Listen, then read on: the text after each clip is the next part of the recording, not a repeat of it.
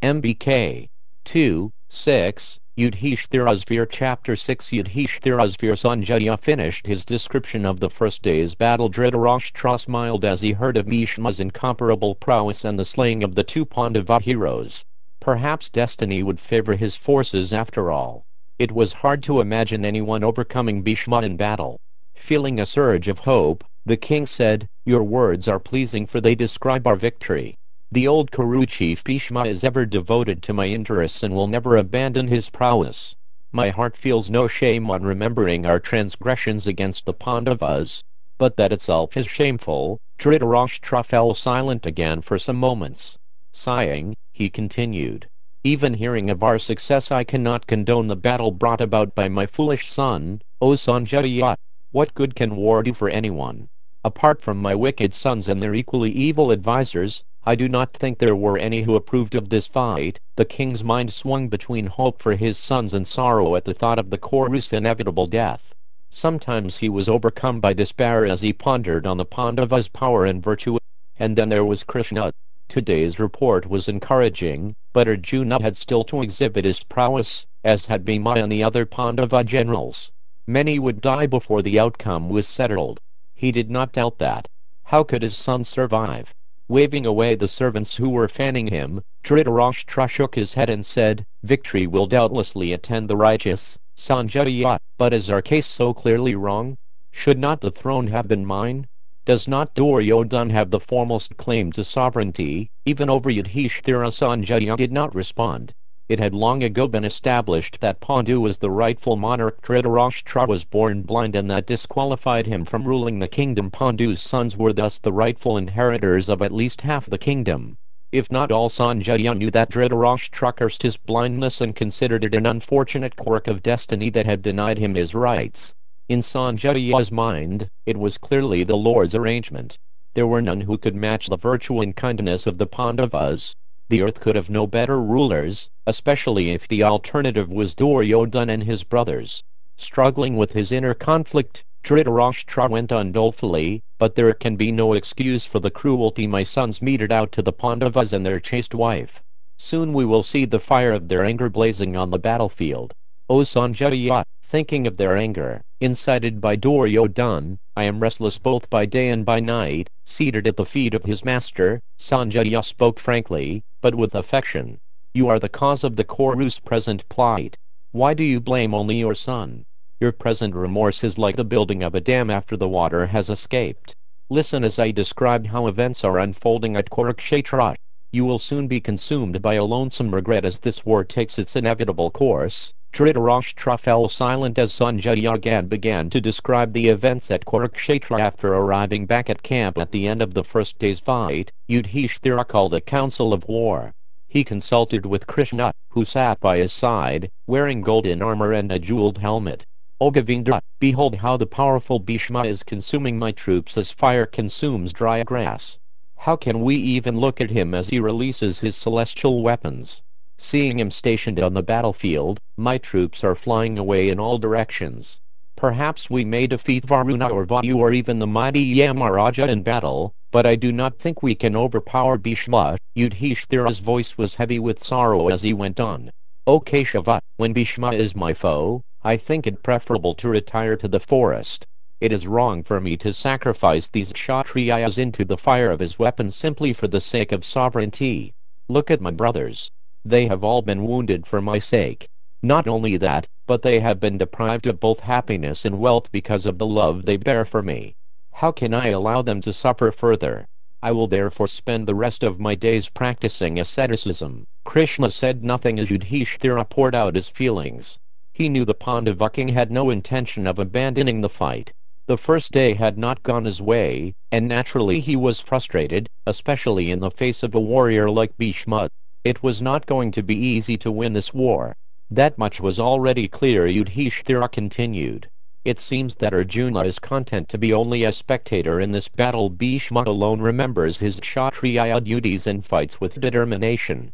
Why, O Kṛṣṇa, does your friend Arjuna look on with indifference as Bhishma annihilates our troops? Tell me who can stop Bhishma. We must devise a plan to check him before he destroys the entire army."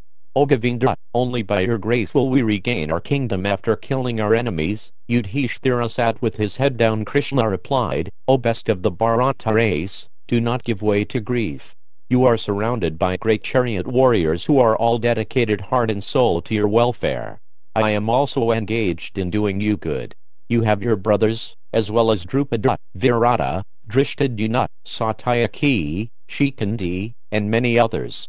All of them are illustrious fighters who will not waver in battle. Shikandi will surely slay Bhishma in due course. Do not despair. Yudhisthira was heartened by Kṛṣṇa's assurance. Certainly he could never utter an untruth, and it was obvious that he wanted the battle to continue. Nor could it be checked regardless. It must go on. Yudhisthira was concerned that his outpouring of sorrow may have discouraged his troops. Looking at Yudhisthira, he said, O hero, you have been appointed leader of my troops. Even as Kartikaya leads the celestials, lead our army to victory. Use your prowess to kill the Kurus. I will follow behind you, along with my brothers and all the other Kshatriyas. Yudhisthira replied, O son of Pritha, it is ordained that I will kill Drona. I will now fight with any Kuru who stands before me. Let all those proud kings try their best. I am not afraid of any of them. Everyone present cheered Yudhisthira and discussed the arrangements for the next day's battle. His army would arrange itself in the Kṛṣṇa Vyūha, the formation shaped like a crow, which Brihaspati had devised. After arranging the warriors' positions, the Pandava army rested for the night, with the moon casting its glow over their thousands of tents as the sun rose on the second day of battle. The Pandava forces arranged themselves in the Kṛṣṇa formation. Seeing this formidable array, with its Satirathas and Maharathas stationed at key points, Duryodhana asked Bhishma to form a counter-array of his own troops. Bhishma formed his forces into another mighty Vyūha.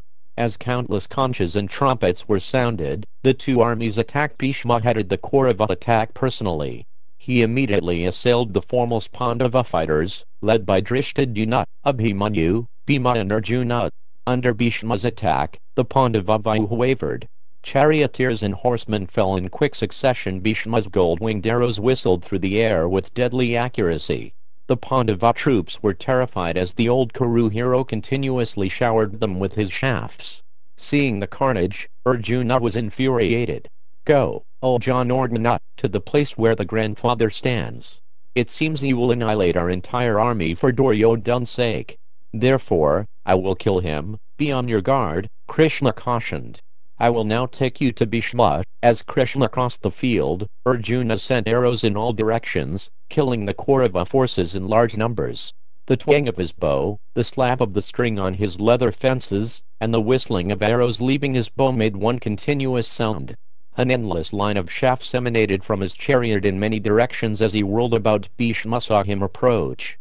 The great chariot with its white horses, huge ape banner, and numerous other celestial flags was easy to recognize. Without delay, Bhishma sent 80 long shafts at Arjuna. At the same time, Duryodhana sent another 60, while Kripa fired 50, and Drona 25. Many other powerful warriors supporting Bhishma also trained their arrows on Arjuna.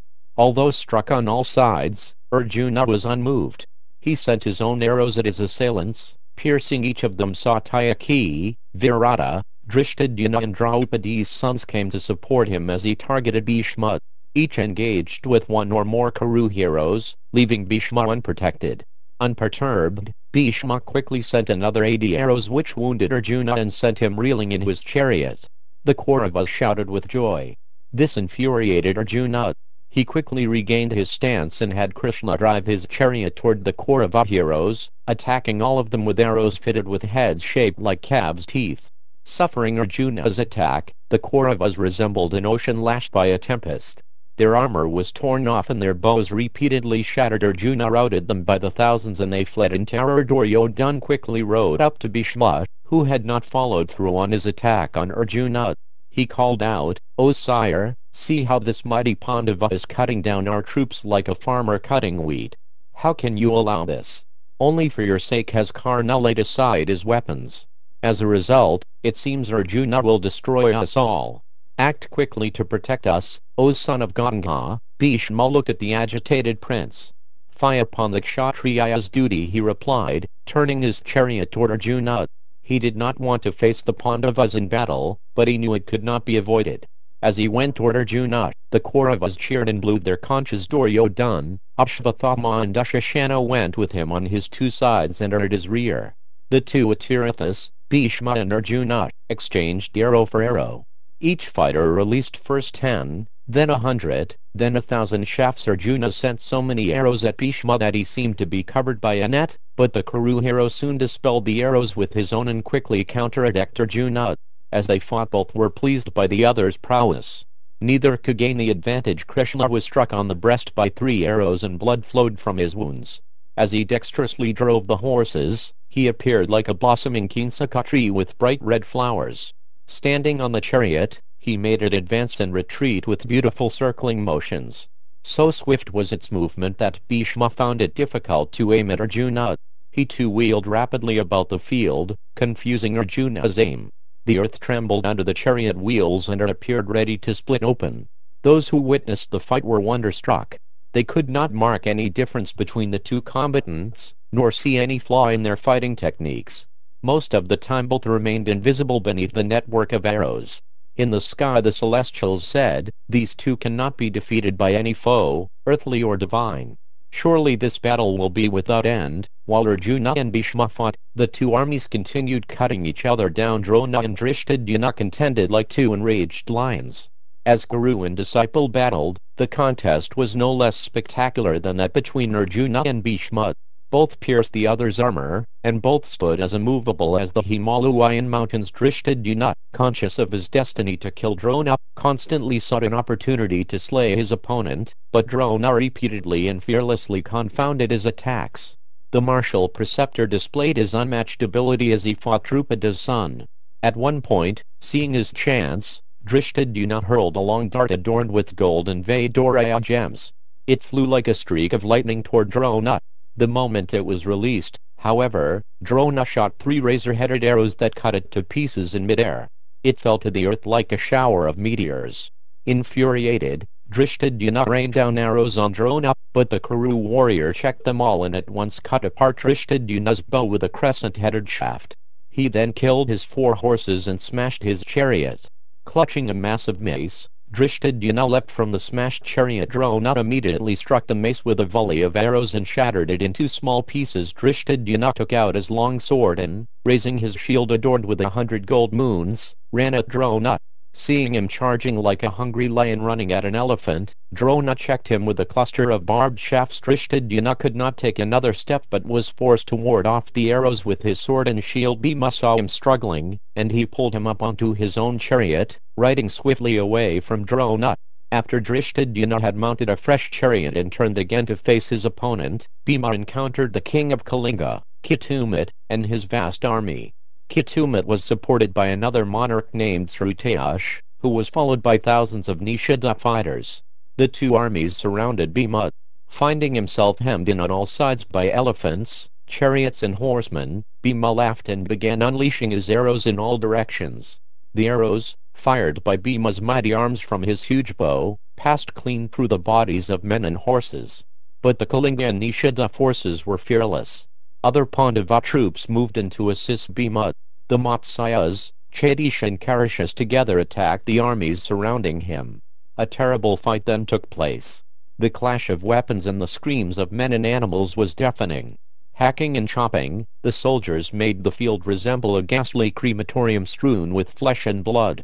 They could hardly distinguish between friend and foe, and warriors slew others from their own side. Gradually, the Nishida troops, fighting with demonic fury, forced back the Chedisha and Matsyas. Bhima was left alone on his chariot, still surrounded by thousands of fighters. Undaunted, the Pandava stood his ground. He covered the Kalingas with showers of arrows and sent up a great cry. Ketumit and his son Sakradeva rushed upon Bhima, letting loose numerous shafts. Roaring, Bhima shook his bow and warded them off with ease. Sakradeva fired a volley of shafts that killed Bhima's horses. Remaining on his chariot, Bhima fended off Sakradeva's attack. He quickly took up an iron mace and hurled it at the prince. That mace sped through the air as straight as an arrow. It caught Sakradeva on the chest, killing him instantly and throwing him out of his chariot onto the earth some distance away. Seeing his son killed, Kṛṣṇa rushed forward backed by his troops. Bhima took up a long sword forged from the finest blue steel. Holding the sword as well as a massive shield made of bull hide decorated with golden stars and crescents, he leapt from his chariot. Hoping to kill Kṛṣṇa, he ran at him with his sword held high. Kṛṣṇa at once released a poisoned dart that sped toward Bhima. The Pandava whirled his sword and cut it down as it flew. He shouted in the exultation of battle, and his shout filled his enemies with fear. Kṛṣṇa became completely enraged and hurled 14 more darts at Bhima, each with heads of sharpened stone. Bhima cut all of them into fragments with his sword. As he performed this wonderful feat, Kṛṣṇa's brother Hanumat, who was mounted upon a great elephant, rushed upon him with a lion-like roar.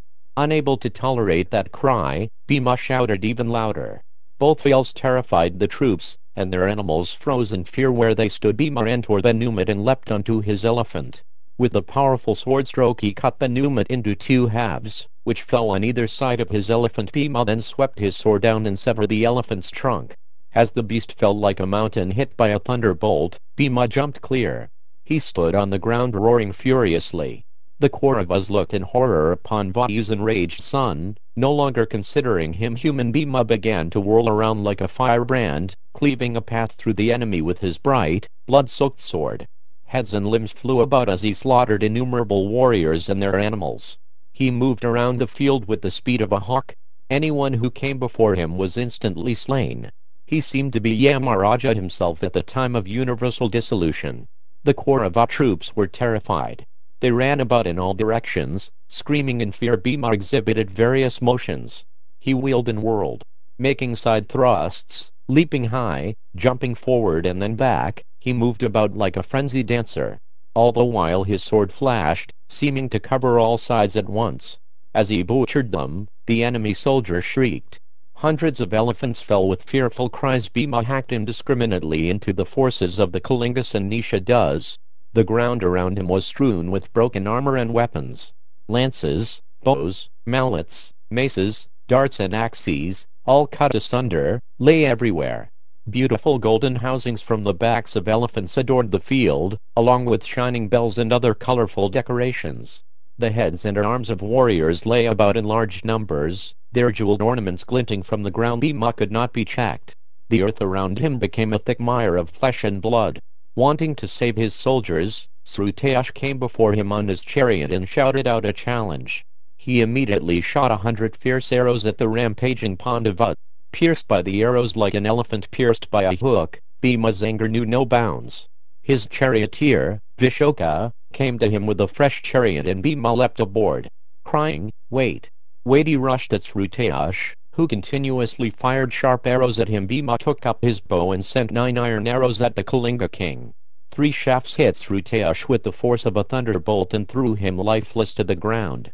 Turning at once to Kṛṣṇa, Bhima similarly slew him with a number of long shafts that left his bow with the sound of thunderclaps.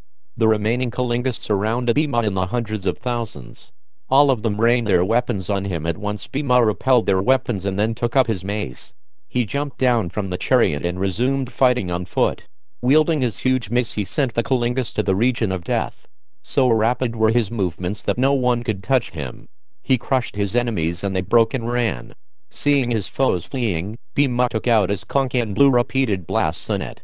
The incredible sound reverberated around the field and struck the Kauravas with panic. They trembled and seemed to lose consciousness. As Bhima continued to move among the remaining Kalingas, they appeared to be in a trance.